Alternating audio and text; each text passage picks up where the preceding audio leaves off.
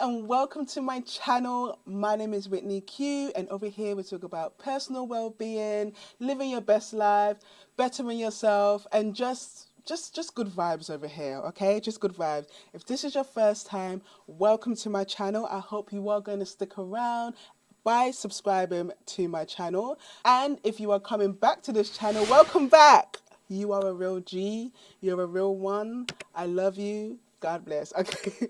But thank you so much for coming back. Now, today we are going to talk about self-care. I'm going to give you 5 essential self-care tips.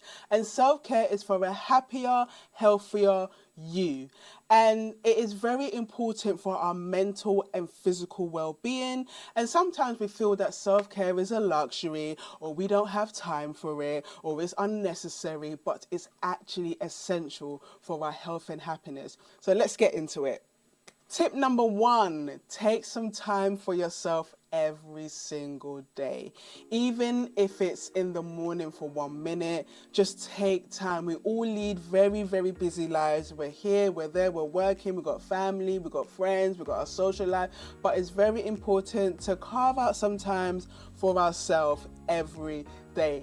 This could be as simple as taking a walk. This morning I actually went for a walk with my mum. I mean, it did take about 3 hours, but it was great. It was nice. I really enjoyed it, and spending time with my mum as well. But that was something that we did for ourselves. So taking a walk, reading a book, listening to music, listening to a podcast, journaling, whatever it is, just make sure you do something that you enjoy, which will help you recharge and become a better version of yourself. Tip number 2 is get enough sleep. Okay, I like my sleep. My sleep is so important to me. Anytime I read on advice on how to be the best version of yourself, or how to recover properly from gym or anything like that, and they say sleep, I'm like, I've got that one checked. You cannot get in between me and my sleep. Sleep is essential for our physical and mental health. Make sure you're getting enough each night by establishing a good bedtime routine and sticking to it. I am kind of bad for this one, turning off your phone an hour before you go to bed. That's something I'm working towards at the moment, but I do know it's something that I need to do. But either way, I do create a very peaceful sleep. I make sure that my bed sheets are soft, they're washed, they're conditioned, they smell good.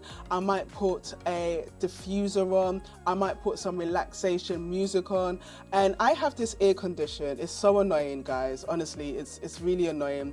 I've got tinnitus. I hope I'm saying it right. I've got tinnitus, and it's a condition where I have literally constant ringing in my ears, and it's just ringing and ringing.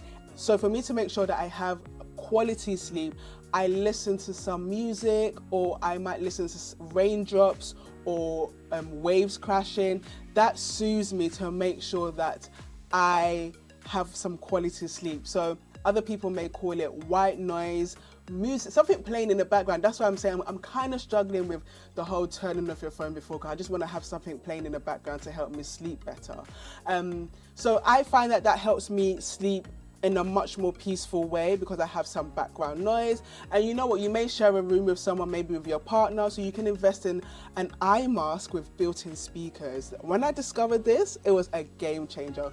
So you do not disturb anyone else. But honestly, establishing a good night routine will enable you to have a better sleep routine, and make sure that you know what time you are going to bed and what time you need to wake up. So if you need to wake up at 6 o'clock and you want to get at least 8 hours sleep, you need to be in bed by 10 o'clock. So you start winding down by 9 p.m. Okay, so you just make sure that you prioritize getting sleep in, because when you're feeling refreshed, when you're not tired, when you're not grumpy, you'll be your best self. I would like you to do me a favor, a huge, massive favor. I hope it's not going to bother you too much, but if you could please subscribe to my channel, maybe comment below on something that you would incorporate in your daily routine so that you can be the best version of yourself. Let me know. Let's build a community. Let's continue the conversation. And I would just like to get to know you as you are getting to know me. Tip number 3 is practice gratitude. Gratitude is a powerful tool to cultivate a positive mindset. Take each day a few minutes just to reflect on the few things that you are grateful for. This could be as simple as a good cup of coffee, a sunny day, a supportive friend. By focusing on the good things in our lives, we train our brains to be more positive and resilient. I try to do this first thing in the morning, saying 5 things that I am grateful for. I remember there was a point where I was at my lowest and I found it quite difficult in finding something positive in my life. And I remember speaking to my mum on the phone and she was just like, you just need to find 5 things every day that you are grateful for. I did do it, and then as I kept on practicing saying the good things in my life, I found it easier and I had more of a positive outlook, and it kind of took me in that dark space that I was in. If we were only to have the things the next day that we were thankful for yesterday, you would realize that we have so much more to be thankful for. We have so much more. It could be as simple as your house is functioning. There's nothing wrong in your house. The heating is working, you've got a roof over your head, you can open the door, you have security. It's those little small things that you realize how blessed you are. I love writing in my journal the things that I am thankful for, and it just makes me reflect back on my life and know that, you know what, I'm actually in an answered prayer and I'm actually good, and things could be so much worse. Of course, I do want more, but I have so much to be thankful for. So be sure to have a positive mindset and try and say 5 things that you are thankful for every single day. Tip number 4 is move your body. Yes, exercise is not just good for our physical health, it's also great for our mental health. I find that when I've just finished a great session in the gym, I feel lighter, I feel like I've detoxed, I feel like I've sweated, I feel good and ready to tackle the day. That's why I like to go to the gym first thing in the morning personally.